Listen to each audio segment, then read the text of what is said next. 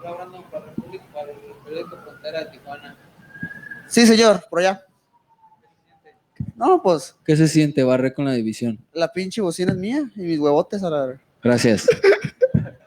Hi, guys. Hi, guys. Let's go. Congratulations Thank on the you so win. much, bro. What did you make of the fight as a whole? I know it ended with an injury, sort of, but what did you make of your own performance? I don't know nothing about injuries. I just know I beat Brandon Royval. I get the W this night, and all that mattered to me right now, bro. So I'm so happy right now. You dominated pretty much in every aspect, especially the grappling. Is that where you knew you would shine coming into this fight against specifically Brandon Royval? Yes, and that's why I try to don't think about the injury. You know, I mean, okay. I know something happened in the fight, but I was dominate the fight. You know, dominate the fight. So just that matters for me right now. The Brazilian Jiu-Jitsu. I knew Brandon Royval is so amazing on the ground. But everybody forgets all my career. I was an amazing Brazilian Jiu-Jitsu fighter. Too. I think right now I'm more a complete athlete. I'm more my striking is better right now. But my Brazilian Jiu-Jitsu is amazing too. You know. And then after your win, you obviously rightfully so said you should be next for the title and everything. Have you talked to anyone in the UFC at all about what's next for you after this win? Okay, the first time when UFC gave me Alex Perez to fight today, they say something like beat Alex Perez and you're the next for the title. Right now, they say the same stuff. I mean, it's hard to believe in them again, you know, because they put Alex Perez for the title. So I just want to some respect for the company. I mean, I know never is a personal stuff. Never is personal. It's his business, his company.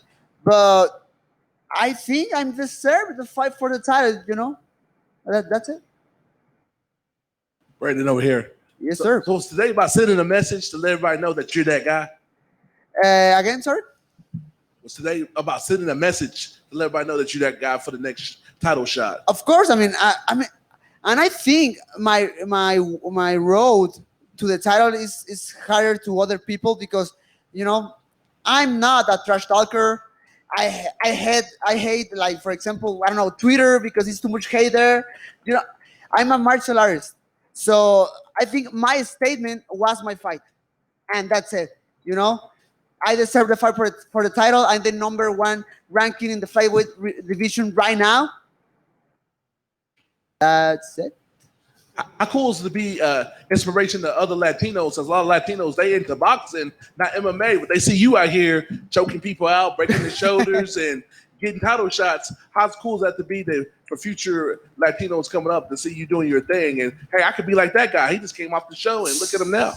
That is an inspiration for me. You know, I say before that in other interviews, I want to be like the Julio Cesar Chavez of the mixed martial arts in Mexico. You know, I know I can be that guy, and I know I mean I want to inspire other guys, young guys like me in this sport in Mexico, in Latin America, and they can watch my fights and say, hey, I can do something in this sport. It's hard for us because we don't have a support for big companies, for the government.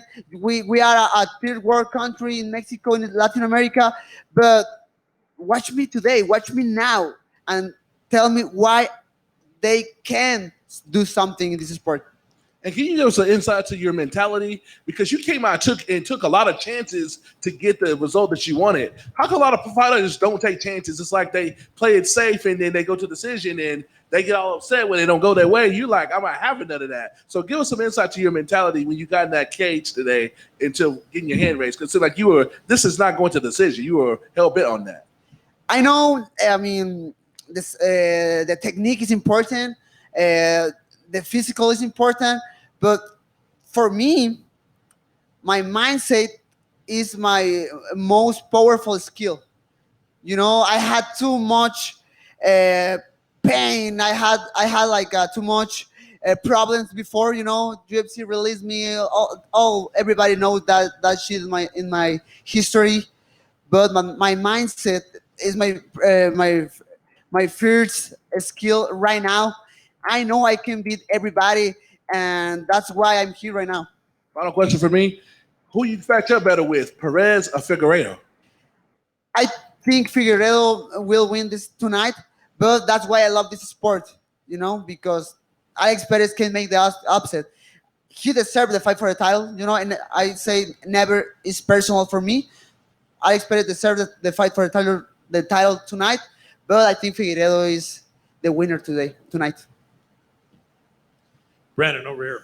I've interviewed you after a few of your fights, and I was at your fight outside the UFC in Southern California. Oh, One nice. of my Thank friends you. that trained with you. Yeah. What did it mean to you to be able to get back into the UFC and all of a sudden you were so much better? What did you learn when you were outside the UFC, and what was your feeling when you were outside of the UFC as far as what your future would hold? It's because something else born when I was in the bottom of my life. I had I had too much problems. UFC released me. I start to have like economic problems with money. My older daughter had an injury, and I don't have money. I need to. My mother give me some money to pay the surgery of my girl. I was so disappointment of my life in that moment. So something happened, something born in that moment for me, and that's why right now I think it's other Brandon. Before when I beat Smolka, when I beat Ryan Benoit, Ortiz, even when I lost against Pantoja and Sergio Perez, was another Brandon Moreno. Right now, it's another monster different. It really seems that way. It seems like when you were younger, you just didn't have everything that it took. Do you like it anyway that you came as a younger fighter, or if you had your choice to do it again, would you have had them only bring you to the UFC when you were a little bit older and mature? Maybe. I mean, I think the always is the correct moment. Always is the correct moment. I'm still young. I have 26 years old. I'm young, but I'm start too young too in this sport. I'm starting this sport when I was 12 years old.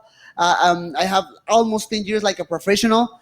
So I think always is the correct moment. That's it. Last question. Will this fight go the distance tonight, the main event, or will someone stop the other guy? No, man, I don't think so.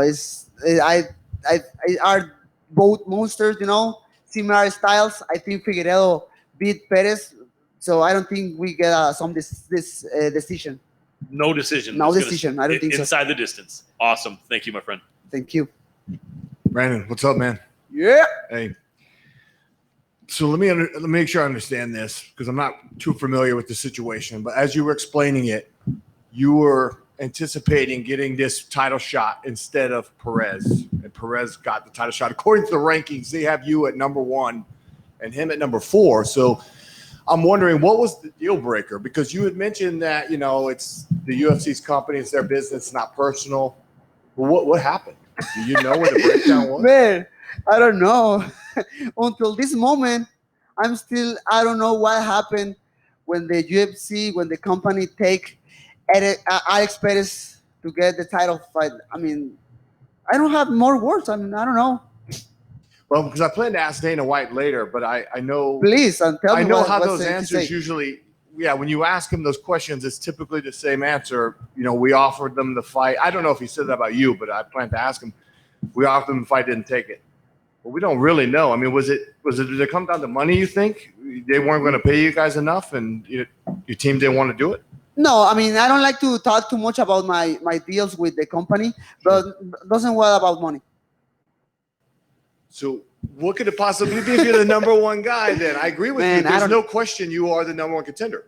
I mean, it's obviously something happened at that moment, Just my manager called me one night and say, hey, Brandon, I talked with the UFC.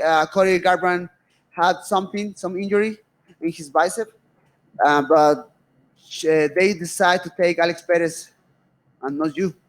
man, in that moment when my manager told me and said me that, I was mad, disappointment, sad, a lot of different emotions, you know. Well, stay tuned because later this evening, hopefully, we'll have that answer from Uncle Please. Dana himself. For you. Please. Yes, sir. Thank you. Thank you. Brandon, two more things here. Let's go. When you were going for a rear naked choke, and it looks like you had a little bit of a face crank going as well because you weren't getting under the chin, did you feel like you were close to getting him to tap to the face crank? Yes, in some moment, yes, I feel like all his chin, you know, you can take the real naked choke under the chin, Yeah. but if you take all this part of the shin, you can make the tap. But he rolled, Turning his head. turned his head really well, and I can just hold the position, and that's it. And can you tell us where do you think the injury happened to him? Was it from that position, or were you aware of that? I mean, during the fight? he tried to go stand up in that position, but I put a lot of pressure with my hips. Maybe that, I don't know. I need to watch the fight again and see what happened. But before that, I was very dominant in all the positions, you know. So I will try to don't think too much about the injury, and that's it. Makes sense. Thanks so much. Thank you. Let's go. Felicidades. Hey, muchas gracias. Claro, le tengo que preguntar esto. Suponiendo que no te dejen retar por el título, Okay. ¿cuál es el próximo paso en la carrera de usted? Ahorita vacaciones, ¿sabes algo? Tengo mucho tiempo prometiéndole vacaciones a mi familia, no lo he hecho. Siempre digo, hey, ¿sabes qué? Después de esta pelea voy a agarrar vacaciones y nunca lo hago. Y pobre de mi familia, siempre están encerradas en la casa. Y ahorita imagínate por la pandemia, entonces ahorita lo que sigue para mí son vacaciones. Quiero irme a algún lugar lejos con toda mi familia, no me importa el costo del vuelo, lejos del COVID, lejos de todo. Y después, supongo, es que ellos me lo prometieron. Supongo que lo merezco, hermanos. Supongo que no hay otro camino para mí más que ese. O sea, no sabría qué pensar si ellos aplican otra situación extraña en contra mía, ¿no? Ok, gracias. Y se pudo ir un poquito en el evento tu esquina, como que se alocó y te dijeron, tírale golpes. ¿Ellos sabían que estaba lesionado? Pues ahí está, mira. Pregúntales a la esquina. Porque pensé que... Se volvieron locos los dos. No, mira, es que en cierto punto yo lo escuché gritar un poquito. Le quito la base para que no pueda levantarse y me deja descubierto toda la cara. O sea, y veo que empiezo a conectar de forma cómoda y que no está respondiendo. Entonces yo simplemente fue a oler sangre y seguir con el ataque, ¿no? De acuerdo, pues otra vez felicidades y muchas gracias. Que salga todo bien. Muchas gracias. Let's go. Thank you guys. Thanks for your time. Thank you, Brandon. Awesome.